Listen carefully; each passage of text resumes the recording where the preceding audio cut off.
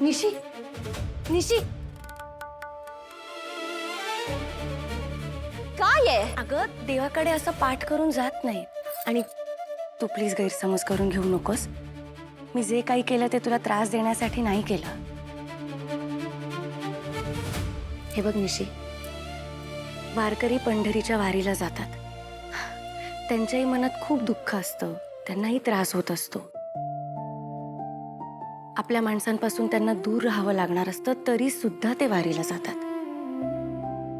कारण त्यांना माहिती असतं, वारी म्हणजे काय फक्त 250 किलोमीटर चालत जाणं नसतं. वारी ही भक्तीची, विचारांची, मनाची असते. त्या विठुरायाच्या दर्शनाने, त्याच्या नामस्मरणानेच आपल्या मनाला शांतता मिळते. त्याला आपली दुःख, आपला त्रास कधीच सांगावा लागत नाही. त्याला तो आपोआप कळलेला असतो. आणि दुःख तो त्यालाच देतो जया अंगी मोठेपणा, तया यातना कठीण. मला माहितीये तुला आत्ता जे काही घडतंय ना त्याचा खूप त्रास होतोय. पण एकदा शांतपणे त्याच्या समोर जा, त्याचं दर्शन घे, त्याचं नामस्मरण कर. मला खात्री आहे जे तुझ्यासाठी योग्य असेल ना तो तेच घडवून आणेल. आणि निशिता, विठू रखुमाई आपल्या घरी आलेत. तसाच युवराज सुद्धा लवकर घरी परत येईल. जोडीदारापासून लांब राहणं काय असतं हे त्याच्याहून जास्त कोणाला माहिती आहे. युवराजने इतकी पापं केली आहेत की त्याला परत घेऊन येणं विठुरायाच्याही मनात नसेल.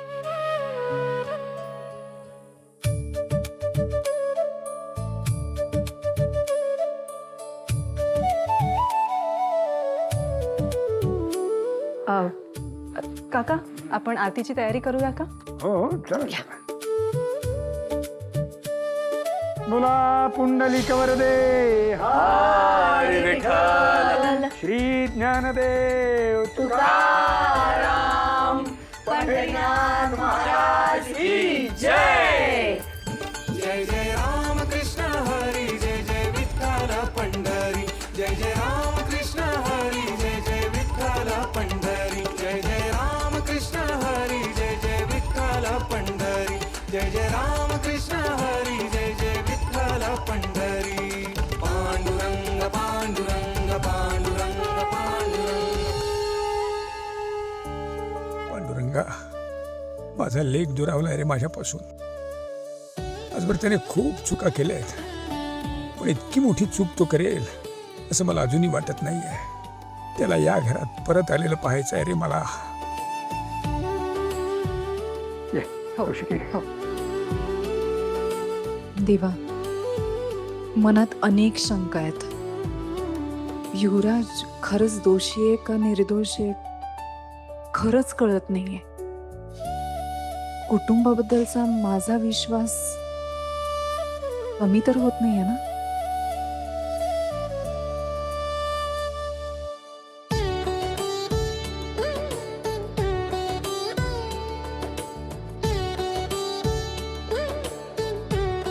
युवराजच्या अटकेमुळे संपूर्ण घर विस्कळीत झालंय.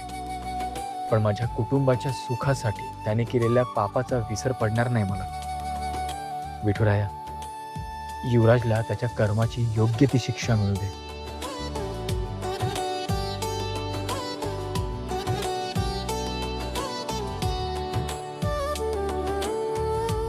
तुझ्या भक्तीत तल्लीन होऊन तुझे भक्तगण सगळे दुःख विसरून जातात. तुझं नाव ओठी आलं की मनात काहीच शंका राहत नाही. या सगळ्यांच्या शंका दूर कर माऊली, आणि जे सत्य आहे ते समोर आण.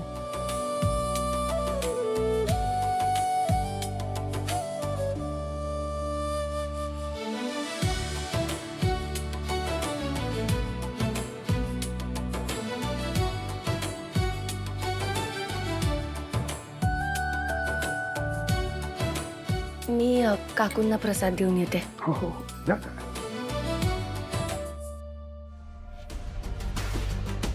साहेब, या खांडेकरकडे असं का बघत आहात? अरे विचार करतोय, त्या दिवशी हा माझ्या तावडीतून सुटला कसा? कोणत्या दिवशी? रेव पार्टीच्या दिवशी. अरे याची गाडी अडवली होती मी चेकिंगमध्ये. मला संशय पण आला होता, पण ह्याच्या गाडीत काही सापडलं नाही ना. म्हणजे साहेब गुलाब आणि याचे संबंध असण्याचे फुल चान्सेस आहेत. अरे 100% चान्सेस आहेत. आणि ते जर खरं निघालं ना तर याचे वाचायचे चान्सेस पण 1000% कमी. 1000? असं का बोलतायत साहेब तुम्ही? अरे गुलाबच्या कुठल्याच माणसाला सोडला नाही आतापर्यंत. स्वतः गुलाब पोलीस प्रोटेक्शन मध्ये मारला गेला. तर मग हा कसं काय वाचेल? बरोबर बरोबर बोललात साहेब तुम्ही. आणि याचा गेम कधी होईल आणि कोण करेल काहीच सांगता येत नाही.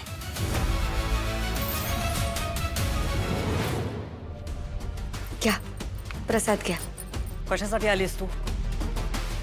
मला तुमच्या कुठल्याही गोष्टीत इंटरेस्ट नाहीये. सांगितलं नाही का चेतनाने तुला? त्यांनी सांगितलं मला तुम्ही बाहेर नाही आलात ठीक आहे, पण प्रसाद तरी घ्या. प्रसादाला नाही म्हणत नाहीत काकू.